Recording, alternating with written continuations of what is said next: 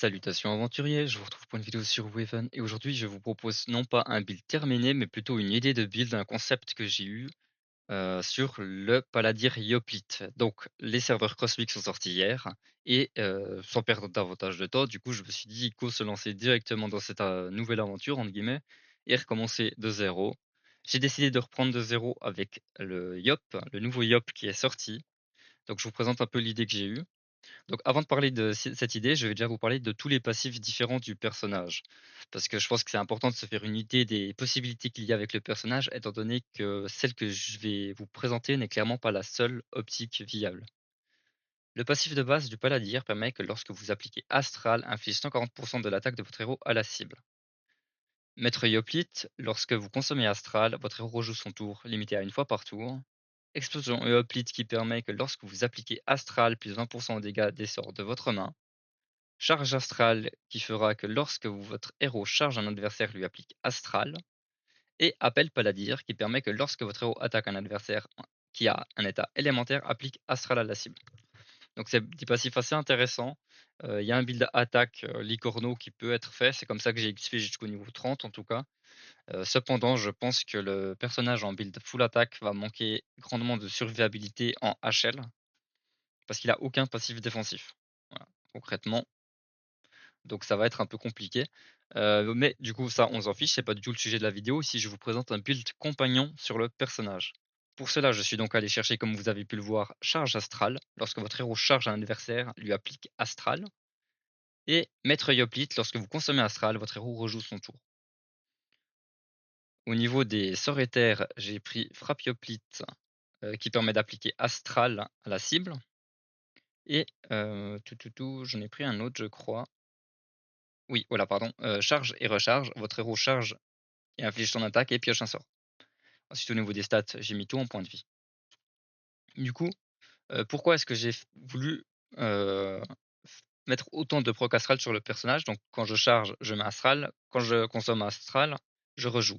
C'est tout simplement pour jouer avec le brassard éthéré qui permet de gagner 2 jauges éthers si la cible a l'état astral. Grâce à ce combo, on va pouvoir générer 4 jauges éthers par tour. De plus, on va également pouvoir générer des jauges normales via nos sorts, enfin des jauges élémentaires via nos sorts.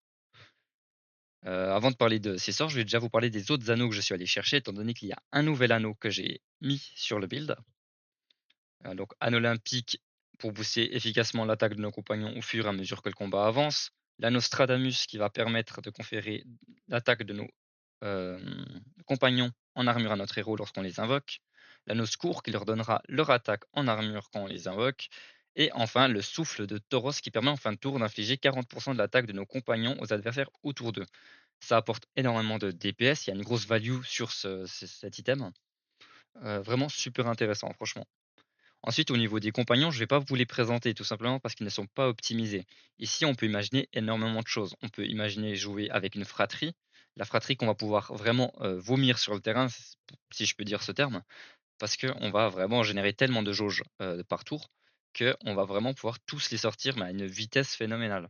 On va pouvoir jouer Oropo, Coqueline, Dark Vlad et Echo. Alors je les ai pas encore drop ceux-là, mais c'est pour vous donner une idée. Cependant, j'aimerais quand même faire une petite parenthèse sur le compagnon Tauros Mordal, qu'on va pouvoir jouer également. Tauros Mordal est un monstre, littéralement. Donc, c'est écrit Festin 4, plus 20% d'attaque à vos personnages tant qu'il est en jeu. Donc, Festin 4, qu'est-ce que ça veut dire? Ça veut dire qu'à chaque fois que vous consommez 4 jauges, donc le festin, c'est quand on consomme une jauge, et il demande le nombre de jauges indiquées. Donc là, à chaque fois qu'on consomme 4 jauges, on va gagner plus 20% d'attaque à nos compagnons tant qu'il est en jeu. Donc une fois qu'on a dépensé 8 jauges, on va gagner 40%, et cetera, et cetera. Ça augmente vraiment de manière folle. Donc Tauros Mordal, c'est un big compagnon. En plus, au niveau des stats, il est assez incroyable. De la chance crit, des PV, flux des armes, c'est vraiment pas mal aussi. Toc Donc le flux des armes inflige 15% de l'attaque de votre héros à un adversaire aléatoire, c'est pas non plus phénoménal.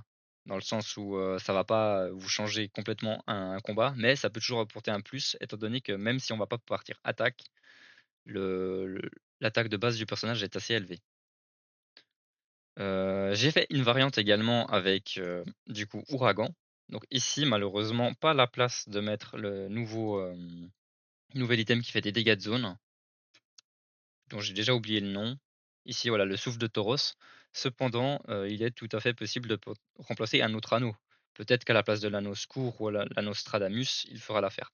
Je ne connais pas, je n'ai pas encore, comme vous pouvez le voir, je n'ai pas les items ou les compagnons assez haut niveau pour le savoir. Donc pour l'instant, je préfère prioriser la tankiness des compagnons.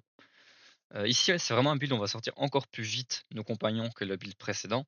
Cependant, moi j'avoue que j'ai une petite préférence pour, le build avec souffle de Tauros et comme pour l'instant mes compagnons ne peuvent pas tanker, je dois leur mettre l'anneau secours obligatoirement. Bon, en ayant vu tout ça, je vais vous proposer un petit combat chez les chuchoteurs, les soyons fous. Chuchoteurs, bon par contre je vais pas vous proposer un combat très HL étant donné que, bah, tout simplement mes compagnons ne sont pas montés. Que mes items ne sont pas montés, que j'ai aucune rune. La seule rune que j'ai investie, c'est sur l'anneau olympique qui permet de doubler en fait le passif. Donc voilà. Ici, on va commencer à poser un petit état astral à un ennemi qu'on va pouvoir attaquer dès le prochain tour. Comme ça, on pourra rejouer notre tour. Je vais appliquer astral, je pense avec la charge ici.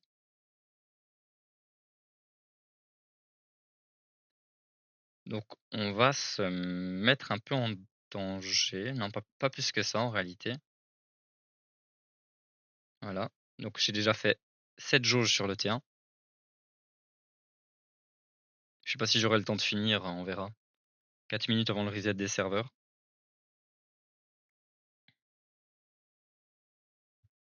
Ensuite, T2, j'ai des charges à claquer. Donc je vais pouvoir mettre une charge ici. Malheureusement, si je l'attaque, je le tue. Et actuellement, si on tue quelqu'un qui a Astral, en fait, on va pas rejouer notre tour. Donc je plutôt que le tuer, je vais plutôt aller taper un autre. On va taper celui-ci, taper celui-là. On monte à 9 jauges éther. Là, je vais invoquer Oropo et Coqueline seulement. Parce que c'est les seuls qui vont m'être permis d'invoquer. Donc Oropo, je vais venir le placer comme ça. Et Coqueline, on va venir la placer comme ça. Et là, vous verrez que notre anneau, du coup, qui fait des dégâts en fin de tour, est quand même assez efficace. Alors certes, là, il tape pas très fort, j'ai des compagnons vraiment pas montés, mais il y a un certain potentiel.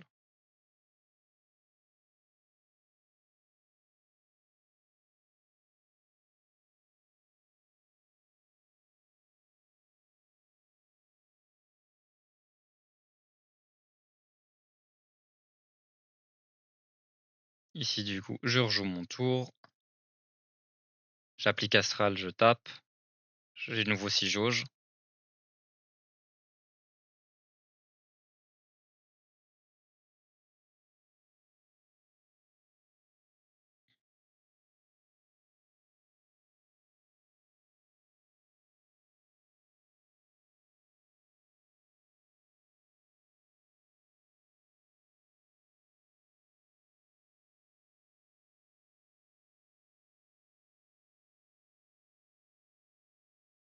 Voilà, lui, je vais le tuer. Je vais mettre Hugo, parce que Hugo, il aura l'avantage de pouvoir aller se TP au centre. Et ici, ma foi, on va juste placer, je pense, au repos comme ça. Je sais pas si ça suffira à les tuer tous les deux. C'est tout bon.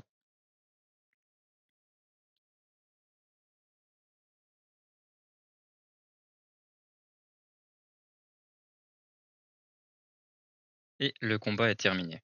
Alors voilà, forcément, c'était pas très impressionnant vu comme ça, étant donné que les items sont bas niveau, les compagnons sont bas niveau.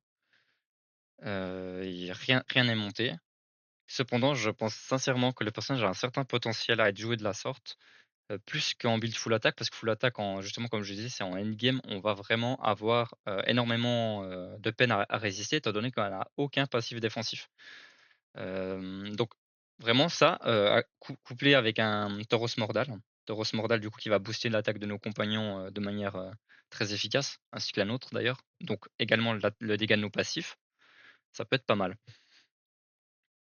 Je sais que, bah, justement typiquement dans les builds compagnons, on aura également l'ennemi Ripsa ici, qui va sûrement, faire énormément qui va vraiment tourner autour des compagnons étant donné que, quand elle, applique Astral, elle gagne un élixir qui permet de rejouer son tour à la cible. Et elle a également le passif lorsqu'un de vos personnages rejoue son tour, plus 60 d'attaque à ce personnage, ce qui permettra d'énormément booster l'attaque de nos persos. Donc peut-être qu'à terme, le build du Yop ne sera vraiment pas intéressant étant donné que le build de l'Eneripsa sera peut-être meilleur. Mais pour l'instant, j'avoue que je prends beaucoup de fun à jouer ce petit Paladin Yoplit et j'espère que cette vidéo aura pu vous donner des petites idées et du coup potentiellement vous permettre de créer un build à partir de là ou vous en inspirer pour en faire quelque chose. Sur ce, je vous dis à bientôt pour une prochaine vidéo.